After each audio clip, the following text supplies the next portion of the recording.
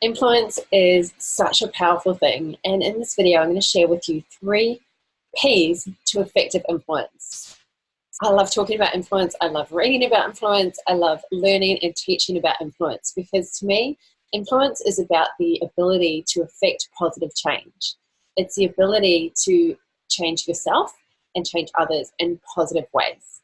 So ethical influence, authentic influence, is about making the world a better place. It is not about manipulation. It's not about trying to convince people to do things they don't want to do. It's none of that.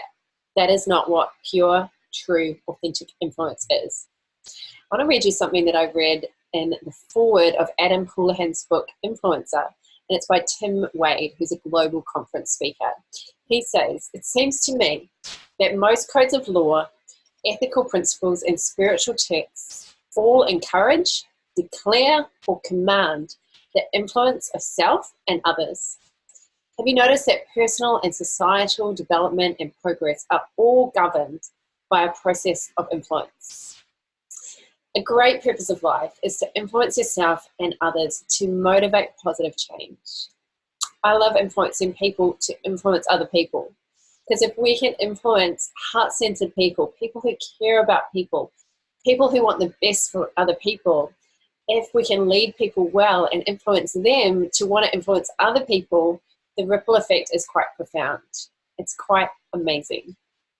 When you become more influential, you can influence more people to take positive action, which means you can motivate even more people for positive change.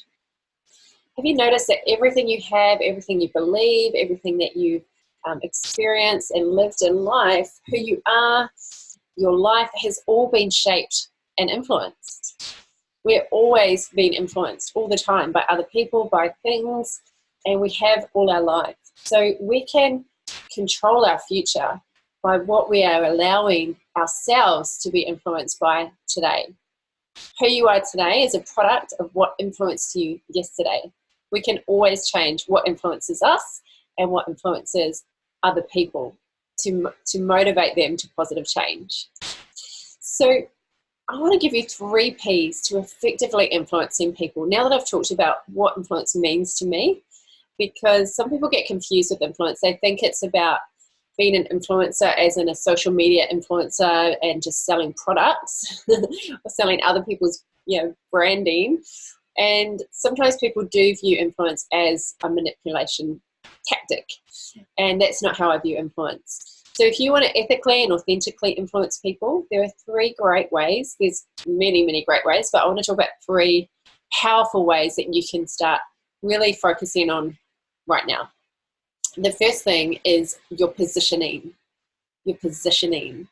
So the way that you position yourself determines how much influence you have over other people. If you want to truly be an influencer, if you want to have influence in life as a leader, as a thought leader in your area of expertise, in your genius zone, you need to position yourself correctly.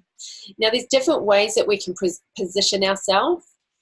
What I recommend when it comes to positioning yourself offline and also online is a mixture of credibility and humility. Credibility plus humility. It's a beautiful combination. We need to be able to share our credibility with people, why what we've got to say is important, why it matters, why people need to stand up and listen or pay attention. But we don't want to be tooting our own trumpet, right? We don't want to be always raving on about how great we are, because people don't like that. They polarize that. If we go too much about how great we are, we actually can push people away. So when we bring in humility with the credibility, people really want to listen to what you have to say. So the way you can do this is through your tonality and through your body language and through the words that you say. So for example, let's say that you want to share that you've been a yoga teacher for the last 10 years, but you don't want to sound like you're bragging. Now, people want to know your credibility. They want to know that you're good at what you do. They want to know your positioning and why they should pay attention to you, why they should be influenced by you, why they should listen to you.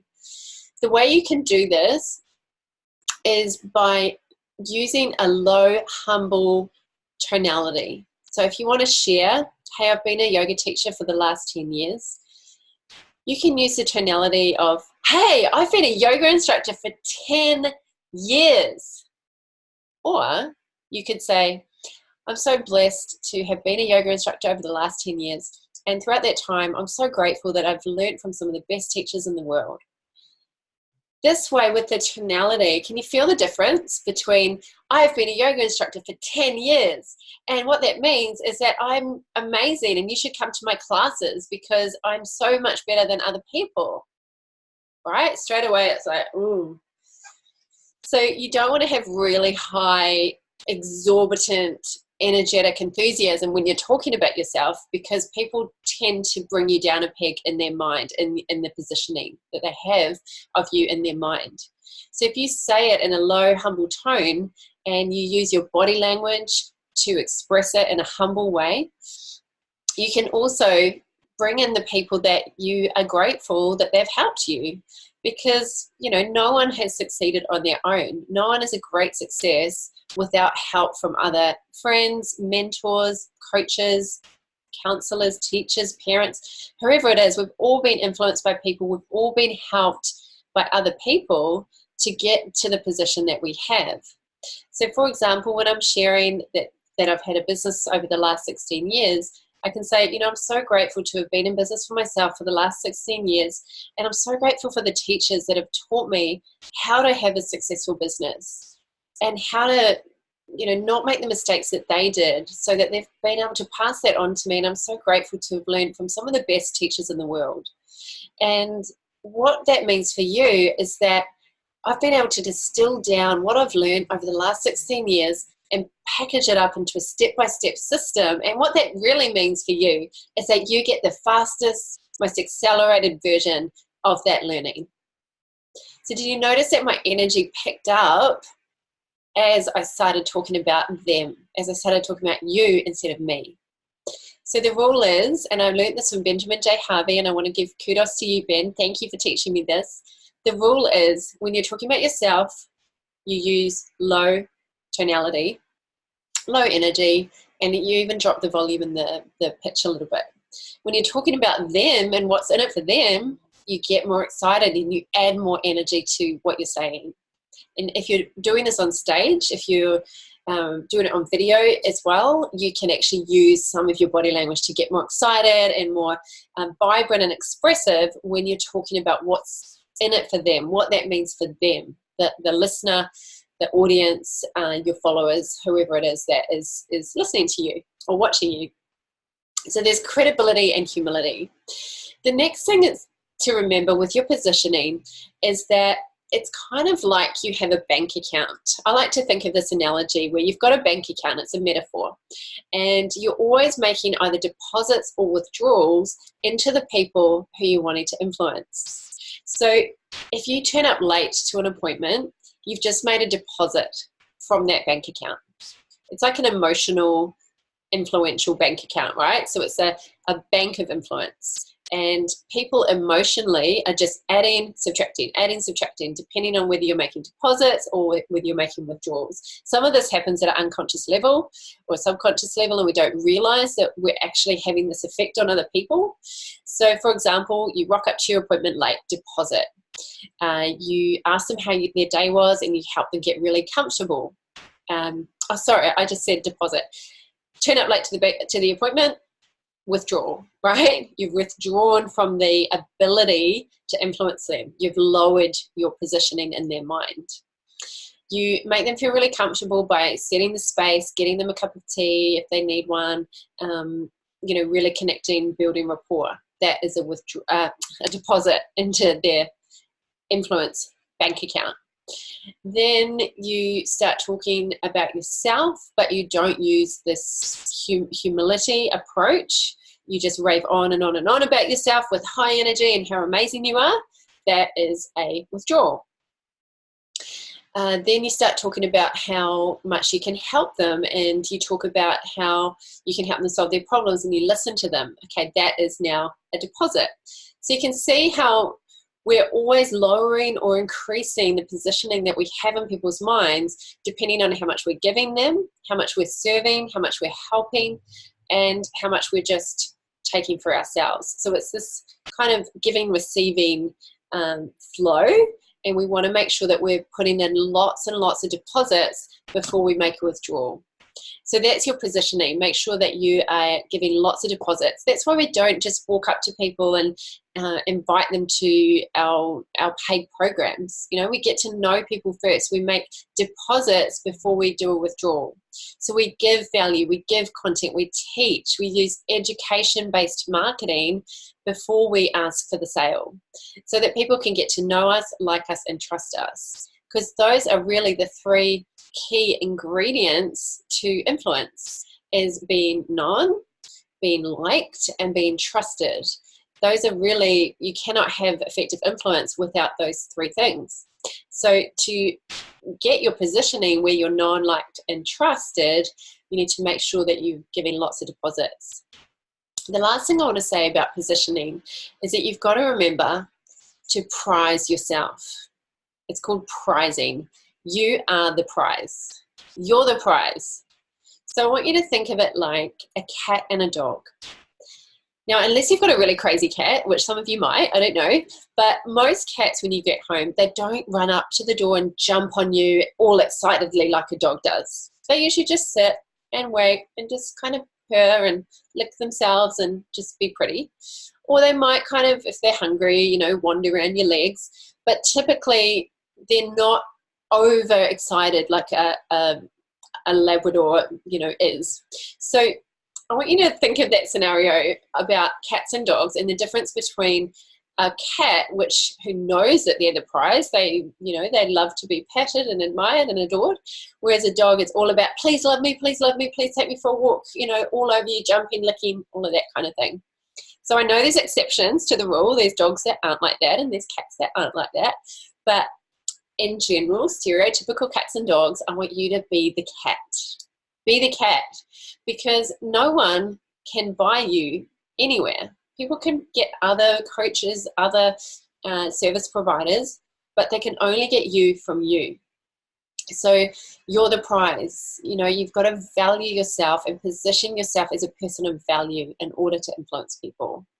And you can do that by showing your credibility with humility, making deposits, but also knowing that it's not about you just being a nice person and bending over backwards for people. That's not what influence is. Influence is being the leader. It's leading and not being led.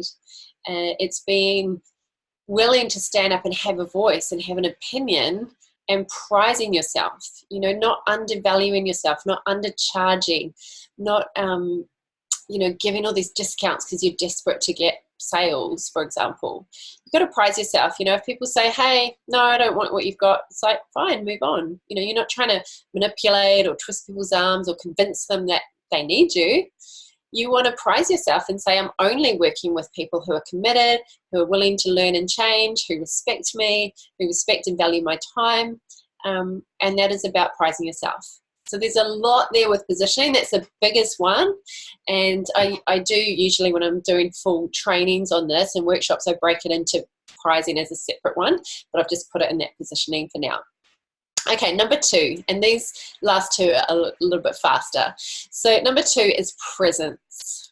Presence. And this is all about being present. If you want to be influential, you cannot be stuck in the past or stuck in the future. When you're connecting with someone and you're looking them in the eye and you're really connecting with them and you're getting to know them, and maybe you're asking them questions, you're active listening, you will not be able to influence them unless you're hearing all the things that they're, first of all, the things that they're saying and the things that they're not saying. So you're looking for the non-verbals, you're looking for the clues, you're looking for cues in their body language and their tonality. So you cannot do this, you cannot notice those small details and all of those things, the language that they're using, and memorize it in order to really be able to help them, unless you are present. So when you repeat back to them what they've told you to make sure that you understand it correctly, if you've been drifting off and thinking about what you're going to have for lunch or dinner, or you're stuck in the past about what happened to you that morning, and maybe you've had a stressful morning, you won't be really super present with them and you won't be able to influence them. If you are jumping on a Facebook Live video and you're not present because you've rushed, because you're still stuck in what happened an hour ago, or because you're worried about what's going to be happening tomorrow morning, you won't be present on that Facebook Live video, and people will feel it. They will feel your stress and that your energy is really frantic. And even if you're, smiley and friendly, people still pick up on those things energetically, because even though we're hiding it, it still comes across in the way we speak and our tonality and our body language and the things we say. So we've got to really be in the moment. I do this by putting a bubble around the person that I'm talking to, so I'm not distracted by things going on around me.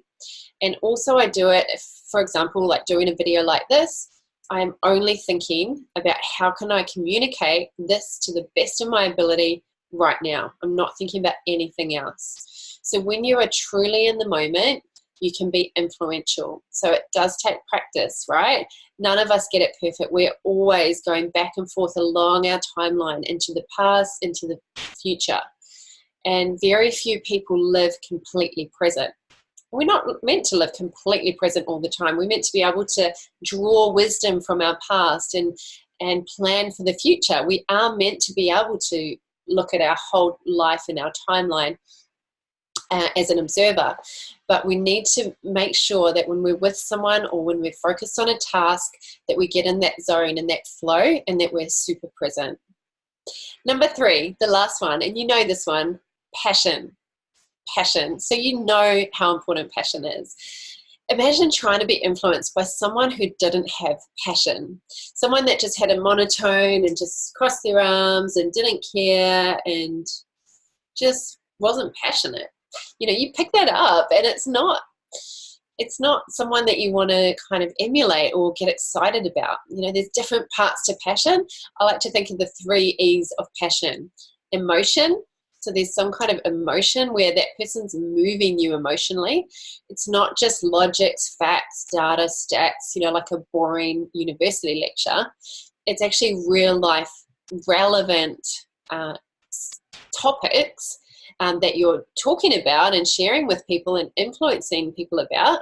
So there's some emotion attached to it. It's not just, it's not dry, it's not monotone. So there's emotion, there's energy.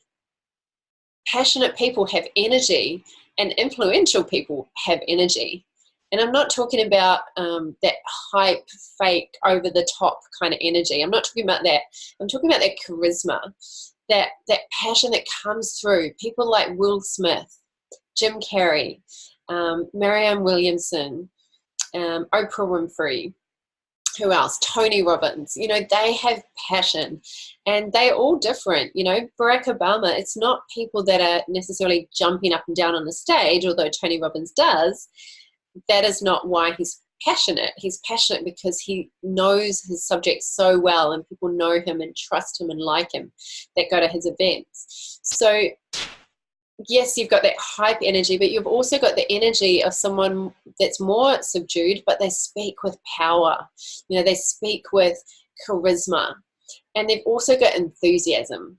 Again, it's not hypey, it's not flashy and fluffy. You're enthusiastic about your topic. You care. You deeply care from your heart about that topic. You can always tell when someone's not passionate about what they do for a job, or about how their day's going, or how their life's going. You can tell if they've got that spark in their eyes, if they've got that kind of skip in their step where they're just loving life, and they've got their, vibing at a really high frequency. You feel that energy. I remember when I was in my last few years of working in a gym as a personal trainer, and that passion had just been slowly reducing, and I could feel it. And I know that my clients could feel it. And I would deliver the best sessions that I possibly could, and I would be organized, and I would be really as enthusiastic and energized as I could. But the spark had really, really diminished.